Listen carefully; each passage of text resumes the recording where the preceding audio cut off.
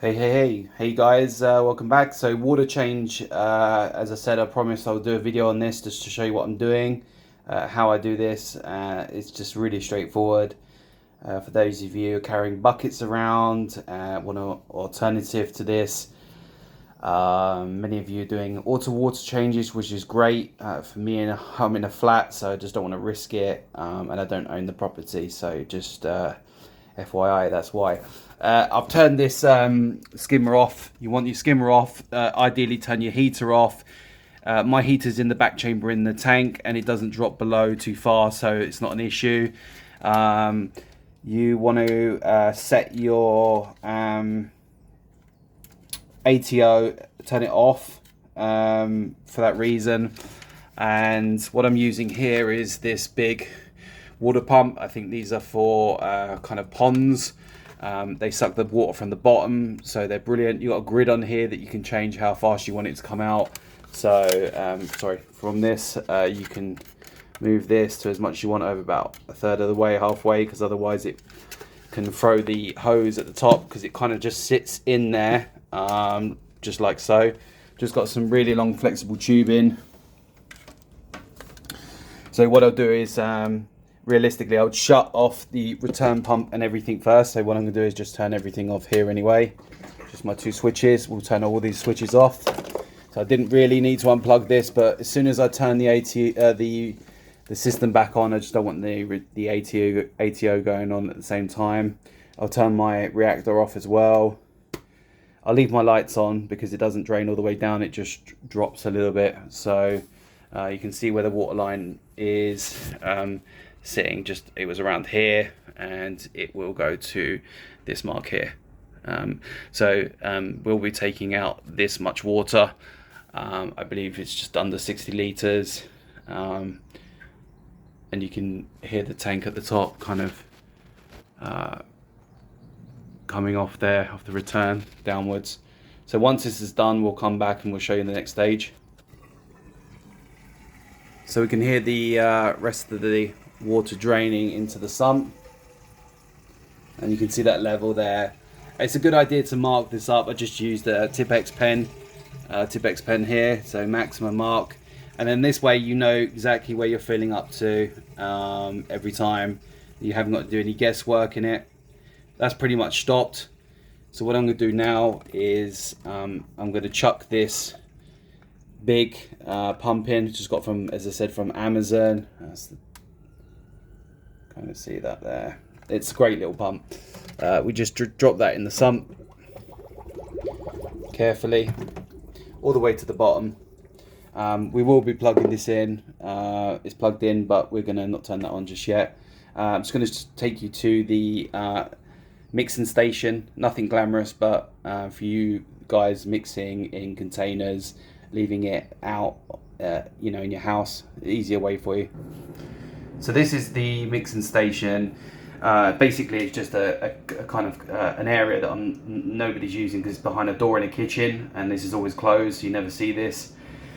Got an extension lead up high, connected, just attached to the wall, and that's fine, it's good.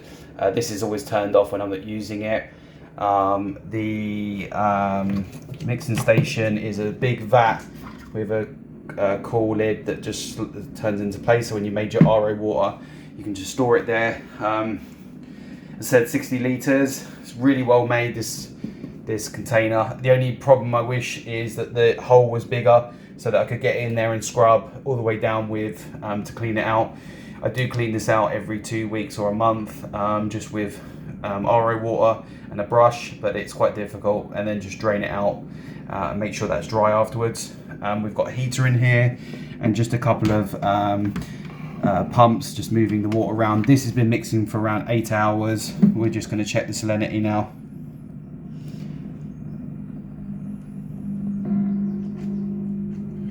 So it's reading 1.024, should be reading 1.025 for my tank. So I'm just going to come back and check this again. Hang on. Sometimes you may not have wiped the needle correctly.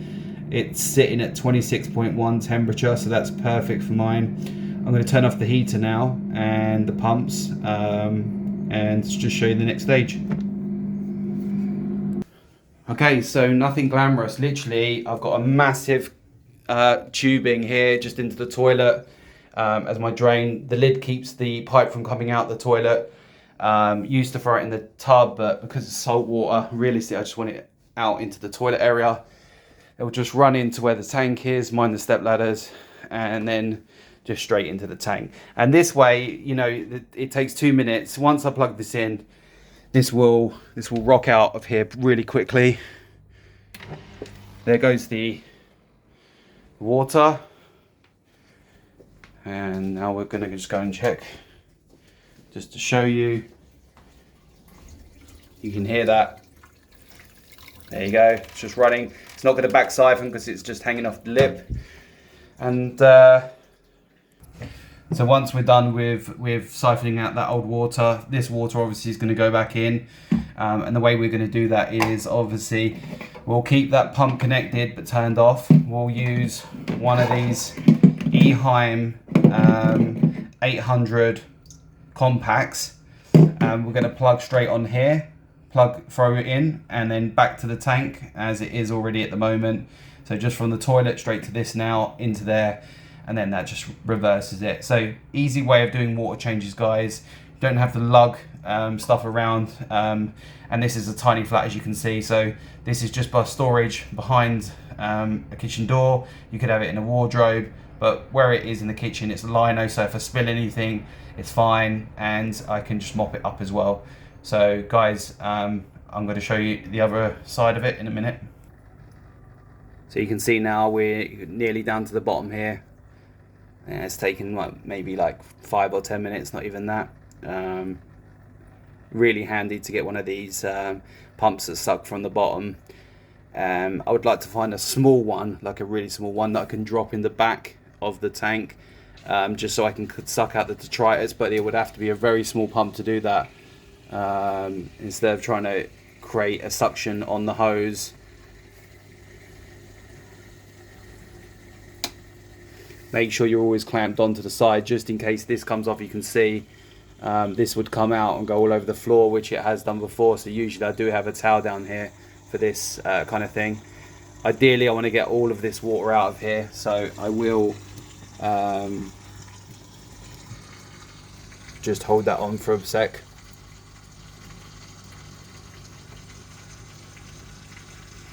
Oh, hang on. Try and get to the bottom.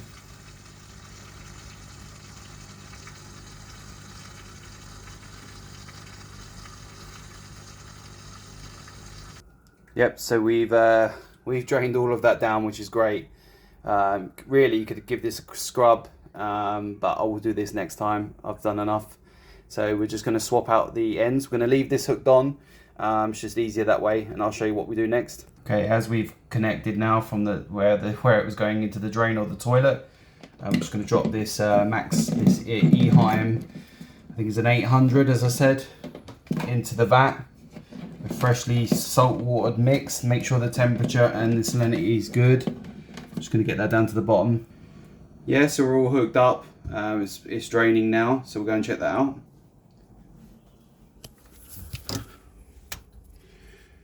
So we are already filling up. This is obviously a much slower method because it's not as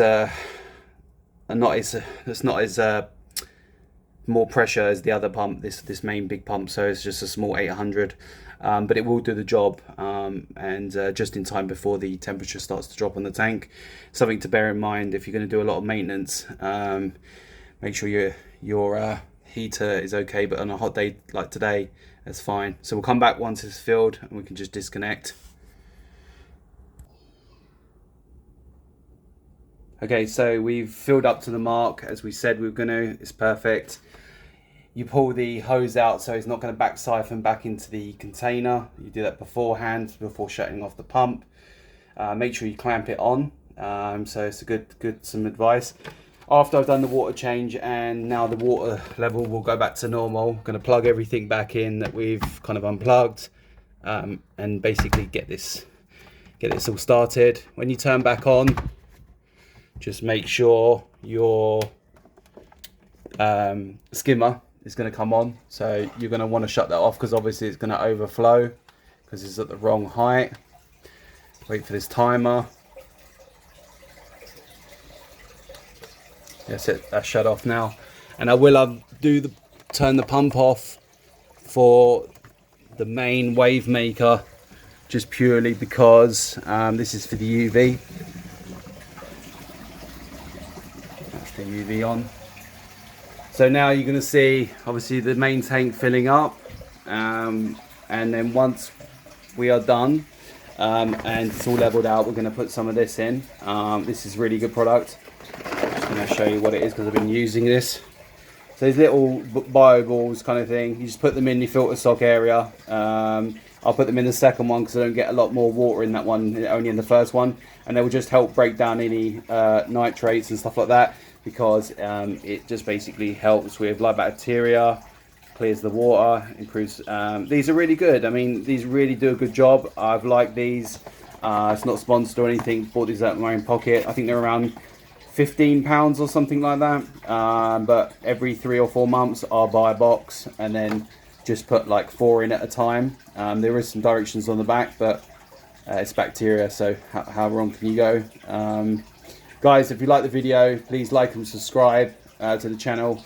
I'll give you more updates shortly. And yep, that's it for today. Thanks for watching.